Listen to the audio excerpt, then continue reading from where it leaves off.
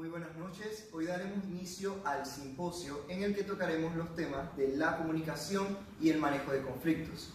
Para ello contamos con un panel de expertos que nos explicarán sobre los diversos temas que abordaremos, como las técnicas asertivas, la comunicación dentro de la organización, la asertividad y qué es ser asertivo, que es un concepto muy importante, y la importancia de la comunicación en el manejo de conflictos, sin obviar la parte de lo que son los tipos de conflictos. La comunicación organizacional es un factor determinante para que la gestión empresarial se lleve a cabo con éxito. Para ello, hoy contamos con una experta panelista, Maritza Mendoza, que nos va a profundizar más acerca de este tema, en el cual te pido que profundices especialmente en el área de la comunicación interna y externa dentro de una empresa. Bueno, entonces, ¿qué sería la comunicación en una empresa? La comunicación en una empresa, conocida también como la comunicación organizacional, es un factor determinante en cuanto al éxito de la empresa. Una buena comunicación es sinónimo de eficiencia, organización y coordinación, mientras que una mala comunicación puede ser motivo de ineficacia, desorden y conflictos internos. La comunicación en una empresa debe ser clara, simple y comprensible para el receptor. Esta debe llegar al receptor en el momento indicado y debe ser precisa, sin utilizar ningún tipo de adorno lingüístico ni información innecesaria. La existencia de una comunicación en la empresa eficaz es una fuente de motivación para los empleados, así como para mejor compromiso de estos y que se impliquen más en cuanto a las tareas, creando así un clima de trabajo integrador. Básicamente, la comunicación en una empresa se clasifica en dos tipos de comunicación: la comunicación externa y la comunicación interna. La comunicación externa sería la comunicación en donde el mensaje se dirige hacia afuera de la empresa, es decir, se dirige hacia los consumidores, el público en general, grupos de opinión, entre otros. Tiene como objetivo informar sobre la existencia de un producto o servicio, informar sobre sus principales beneficios o características, informar sobre las actividades en que participa la empresa, entre muchas otras cosas. Para realizar este tipo de comunicación se utilizan medios tales como la televisión, la radio, la prensa escrita, llamadas telefónicas, envíos de email, internet, afiches, carteles, entre muchos otros. Un aspecto importante en cuanto a la comunicación externa son las relaciones públicas, en donde a través de la participación de la empresa en diversos eventos, actividades, en labores sociales, etc., se busca crear o mantener una buena imagen o reputación de la empresa. También tenemos lo que es la comunicación interna. Esta es donde el mensaje se dirige hacia adentro de la empresa, es decir, se dirige hacia el personal de esta. Tiene como objetivo informar sobre sucesos, coordinar actividades, organizar tareas, controlar, motivar, liderar, entre muchas otras. Para analizar este tipo de comunicación se utilizan medios tales como murales, intercomunicadores, teléfonos, internet, memorándums, circulares, publicaciones, entre muchos otros. Este tipo de comunicación interna se puede dividir en dos: la comunicación formal y la comunicación informal. En cuanto a la comunicación formal, sería aquella en la cual el mensaje se dirige a un integrante de un determinado nivel jerárquico y va dirigida a un integrante de un nivel jerárquico inferior, superior o del mismo nivel. La comunicación informal sería aquella en donde el mensaje está dividido a los miembros de la empresa sin conocer con precisión el origen de esta. También la comunicación interna se puede dividir en comunicación vertical descendente o ascendente o comunicación horizontal. La comunicación vertical descendente es aquella en donde el mensaje se origina en un nivel jerárquico superior destinada a un nivel jerárquico inferior, es decir, se origina desde un jefe hasta un subordinado o operario. Esta se presenta en forma de órdenes, instrucciones, enseñanzas, correcciones, entre otras. También está la comunicación vertical ascendente. Esta es dirigida desde un nivel jerárquico inferior hasta uno superior, es decir, desde un subordinado hasta el jefe. Esta se presenta, por ejemplo, mediante sugerencias, propuestas, reclamos, entre otros. Por último está lo que es la comunicación horizontal. Esta se da entre integrantes de un mismo nivel jerárquico. Tenemos como principal función la de facilitar la coordinación de actividades. Muchas gracias por tu intervención. Creo que has abordado cada punto esencial dentro de lo que es la comunicación en el ámbito de la empresa. Siguiendo con el tema de la comunicación, debemos tocar un aspecto muy importante como son los tipos de conflictos dentro de lo que es el ámbito de la comunicación. Para ello tenemos a nuestra expositora Elda que nos hablará al respecto. Bueno, Miguel, es correcto. Los conflictos son muy importantes dentro de la comunicación, ya que si estos se presentan, la comunicación obviamente no va a ser lo mismo, se va a ver afectada. Un psicólogo de apellido Moore sostuvo la teoría en 1994 de que hay 5 tipos de conflictos y su función es a partir de las causas. Por ejemplo, están los conflictos de relación. ¿En qué consisten? Se deben a fuertes emociones negativas, percepciones falsas o estereotipos. Esto es debido a la escasa o nula comunicación. Esto puede llevar a que la situación se presente en conflictos irreales o innecesarios debido a esto. También podemos hablar de los conflictos de información, que es cuando las personas tienen muy poca información del tema o la información que tienen no es correcta. Entonces, digamos que 2 personas están entablando una conversación, llega un punto en el que uno dice, no, las cosas son así, y, por ejemplo, el que tiene razón sabe que no son así, y llegan a un conflicto que afecta a la comunicación. También podemos ver los conflictos de intereses que se causan por la competición entre necesidades incomparables o percibidas como tales. Esto ocurre cuando una parte cree que para satisfacer sus necesidades debe sacrificar la de un oponente. También podemos mencionar lo que vendrían siendo los conflictos estructurales, que son causados por estructuras opresivas de relación humanas, y los conflictos de valores, que son causados por sistemas de creencias incompatibles. Estos son los sistemas de creencias que la gente emplea para darle sentido a su vida. Estos podrían ser valores que explican lo bueno, lo malo, lo verdadero, lo falso, lo justo, lo injusto. Obviamente no todo el mundo concuerda respecto a esto, ya que es una opinión muy personal y esto puede llevar a conflictos en la comunicación. También hay otra división que es muy importante, que viene a ser, se ve desde el punto de vista de los actores o las personas que están involucradas en este conflicto, que puede ser el conflicto intrapersonal o intrapsíquico, que el origen de este conflicto incluyen ideas, pensamientos, emociones, valores, impulsos, que entran en colisión uno con el otro. Entre estos se puede destacar también el conflicto interpersonal, que es un conflicto que ocurre entre las personas individuales, que puede ser marido y mujer, jefe y subordinado, entre otros. El conflicto intragrupal, que es un conflicto que se da en un pequeño grupo, por ejemplo, familias, corporaciones, clases, que no están de acuerdo.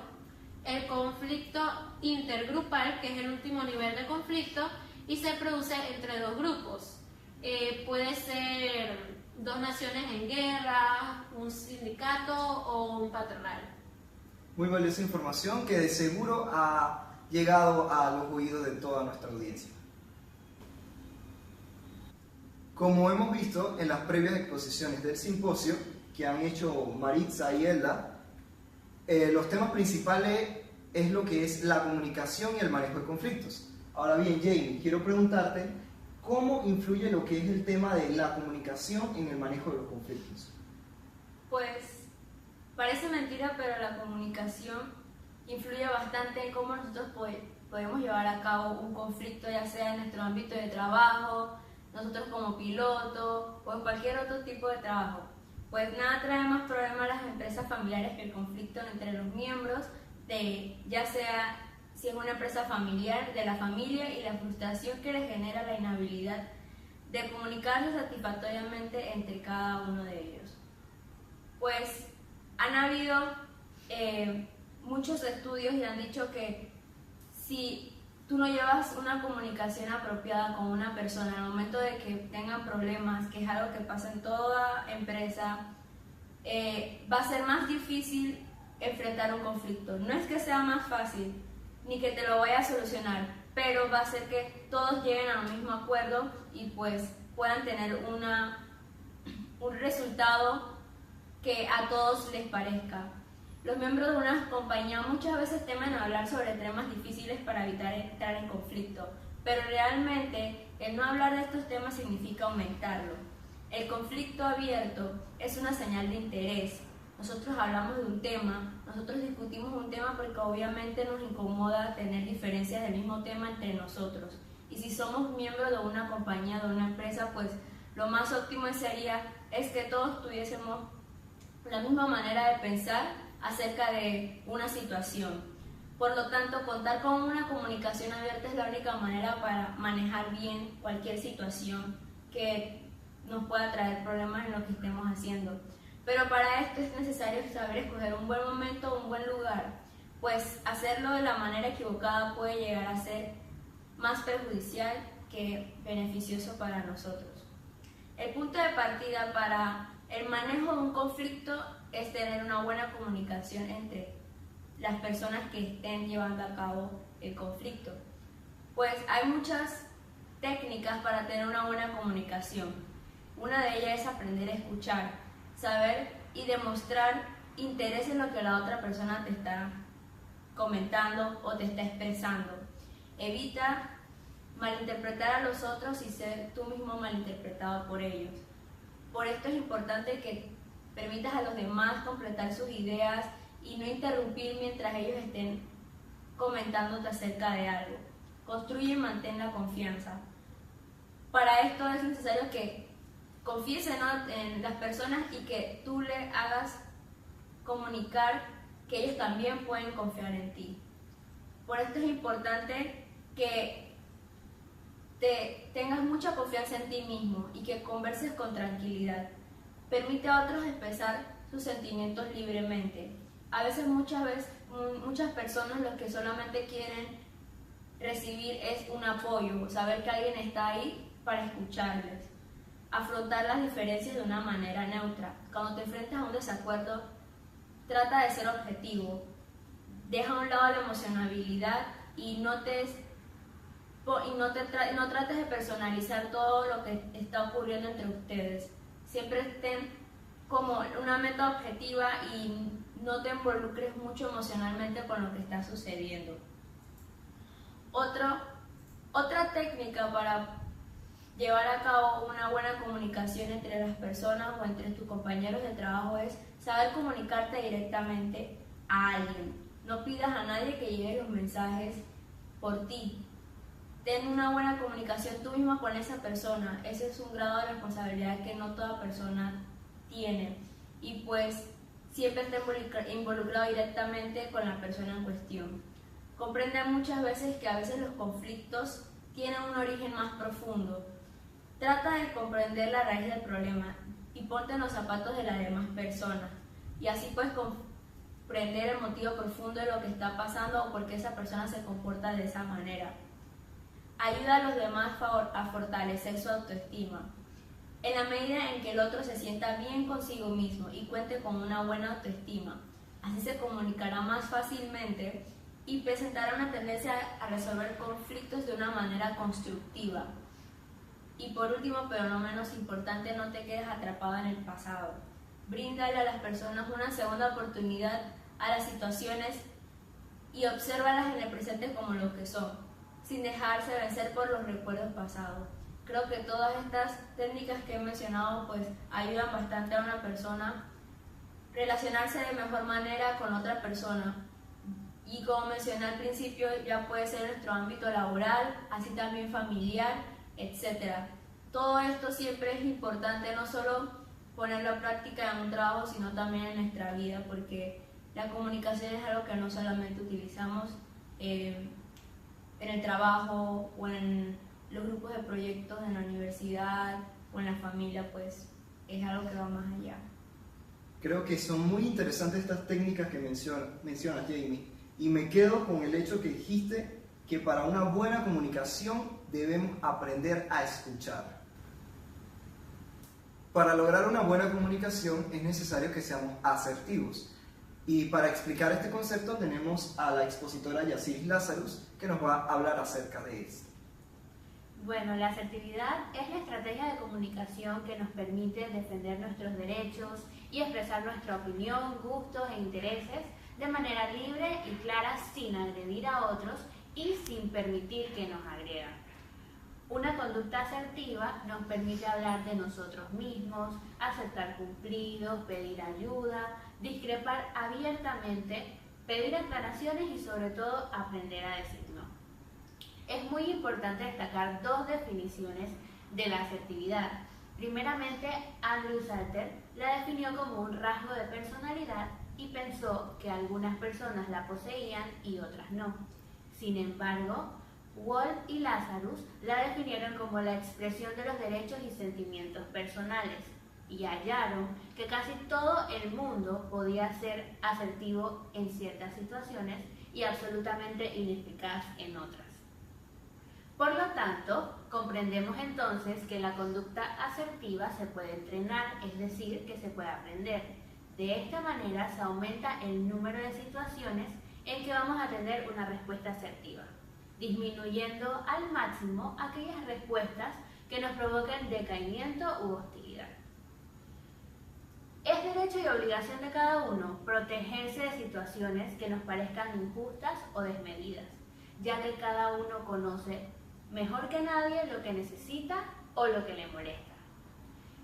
En una situación de conflicto existen tres tipos de reacciones. Algunos optan por una comunicación pasiva y se dejan llevar por los demás, evitando el conflicto. Otros se tornan agresivos y muestran posturas egoístas y autoritarias, ganándose el rechazo de los demás. Por último, están las personas asertivas, que están seguras de quiénes son y de su valor, que respetan la opinión de los demás, pero no se dejan llevar por los demás, que expresan sus gustos e intereses de forma espontánea y no temen decir no cuando es necesario. Las personas asertivas reclaman sus derechos, entienden también que tienen derecho a cometer errores, a aceptar cumplidos, como ya mencioné anteriormente, a discrepar abiertamente, aceptan que todos somos diferentes y tratan a los demás con educación y sobre todo con respeto. Por ejemplo, pongamos una situación muy común. Tenemos una cita con un amigo para ir al cine a las 7. Esta persona llega a las 7:40.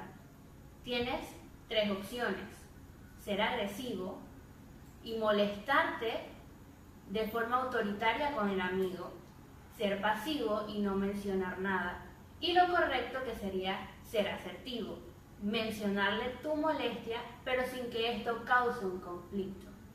Entonces, la forma de interactuar con los demás se puede convertir en una fuente considerable de estrés en la vida. Depende de cómo tú reacciones. La asertividad es una destreza que se adquiere o se aprende y no un rasgo de la personalidad como definió Sartre. Por tanto, el entrenamiento asertivo permite reducir ese estrés que se ocasiona y nos hace sentir más satisfechos porque mediante esta forma se crea una comunicación efectiva y nos hace capaces de expresar nuestras opiniones y sentimientos. Una comunicación asertiva frente a la agresividad o la pasividad es importante porque es un tipo de diálogo que nos hace ser nosotros mismos y potencia la empatía entre el emisor y el receptor. Por tanto, se produce un acercamiento entre las posturas o las opiniones personales que potencian el entendimiento mutuo dentro de una comunicación. Entonces, como mencionas, la asertividad podríamos decir que es más bien como tomar las decisiones equilibradamente, ¿no? Correcto. Continuando con el concepto de la asertividad que previamente ha definido nuestra panelista Yaciris Lazarus, vamos a darle el paso finalmente a Juan Aguilar, que nos va a hablar sobre las técnicas para desarrollar la asertividad. Para comenzar, quiero comentar que comparto la opinión de mi colega Yasiris acerca de que la asertividad es algo que se adquiere y que se puede practicar para poder realizarlo de una forma más eficiente. Esto nos ayuda a que podamos resolver nuestros conflictos de una manera mucho más eficiente.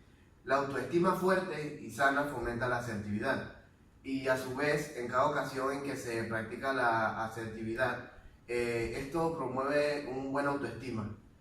El proceso de adquirir la asertividad se nos hace más fácil al poder contar con pasos que otros estudiosos en el tema han desarrollado, nos ayudan a poder hacerlo de una mejor forma. Algunos de estos pasos son los siguientes. Número 1, identificar nuestro estilo básico. Esto quiere decir que debemos identificar si somos agresivos, pasivos o asertivos. Como segundo paso, debemos identificar nuestros valores y cualidades. Como Yasiris compartió anteriormente, debemos aprender a decir que no. Debemos saber en qué momentos debemos pedir disculpas, en qué momentos no debemos hacerlo. El tercer paso sería identificar las situaciones en las que queremos ser asertivos. También tenemos que tener en cuenta que no siempre podemos serlo. El cuarto paso sería describir las situaciones problemáticas. Esto consiste en analizar la situación en términos de quién, cuándo, qué y cómo se interviene en esa escena para poder actuar de mejor forma. El quinto paso sería escribir un guión para el cambio de conducta. Esto es realizar un plan escrito para afrontar la conducta de forma asertiva. Aquí se intenta poner por escrito las situaciones, problemas y clarificar lo que queremos conseguir realmente. El sexto paso sería enunciar nuestros argumentos con corrección y firmeza. A este respecto, a la hora de expresarte, es mantener nuestro cuerpo erguido, fijando la vista en el otro. Es más como la conversación personal, muchas gracias, de lo que nosotros queremos expresar a las otras personas. El sexto paso sería que admitamos nuestros errores y equivocaciones. Debemos recordar que, como dijo Yasiri, ser asertivos no es ser egoístas, ni mucho menos de que debemos actuar de una forma egocéntrica, sino que debemos analizar bien la situación y saber en qué nosotros nos equivocamos y en qué debemos corregir. El octavo y último paso sería aprender a identificar y evitar las manipulaciones de los demás. Las demás personas, de forma consistente o inconsistente, a veces utilizan estrategias para manipularnos, haciéndonos sentir culpables, evadiendo la conversación o quizás poniéndose como la víctima en la situación. Con este último paso, hay otras técnicas las cuales nos ayudan a poder manejar esto de una mejor forma. Estas técnicas se clasifican en 6 técnicas, las cuales les voy a mencionar a continuación. La primera de ellas trae como nombre técnica del disco roto. Consiste en repetir nuestro punto de vista con tranquilidad, sin ceder la presión a la otra persona, con articulaciones o palabras como sí, pero, sí, lo sé, pero mi punto de vista es, estoy de acuerdo, pero. Se trata de mantener siempre claro qué es la opinión que nosotros queremos expresar, y de esta manera, sin importar lo que la otra persona nos diga, tratamos lo principal que nosotros queremos expresar. La segunda técnica sería el banco de niebla. Aparenta ceder terreno sin cederlos realmente. Es como tratar de confundir a la persona de que estamos de acuerdo con ellos, pero como en la primera técnica, nunca perder el hecho de que estamos concentrados en lo que nosotros queremos conseguir o en lo que nosotros pensamos. La tercera técnica es la técnica del acuerdo asertivo. Responde a la crítica admitiendo que has cometido un error, pero lo separas del hecho de ser una buena o mala persona. Como por ejemplo, si me olvidé de la cita, o por lo general suelo ser más responsable. La cuarta técnica sería la técnica del aplazamiento asertivo. Se trata de aplazar la respuesta a la afirmación que intenta desafiarte hasta que te sientas tranquilo y capaz de responder a ella adecuadamente. Debemos tener claro de que en la asertividad debemos pensar antes de hablar. Siempre, si debemos tomar una pausa, debemos darle vuelta al asunto para así tener más tiempo de analizar, pensar las cosas y tener una mejor respuesta a lo que el conflicto nos presenta. La quinta técnica sería la técnica de la pregunta asertiva. Esta técnica incita a la crítica para obtener información que puedas utilizar en tu argumentación. Algún ejemplo sería: entiendo que no te guste el modo en el que actúe la otra noche en la reunión. ¿Qué fue lo que te molestó? Porque muchas veces necesitamos saber qué es lo que generó el conflicto, qué es lo que la otra persona piensa. Es como el paso de ponernos en los zapatos de la otra persona para entenderla y así buscar una solución que sabemos que le va a agradar y que va a contribuir a que el conflicto se acabe. La sexta técnica sería la técnica de la ironía asertiva. Esto trata de responder positivamente a la crítica negativa.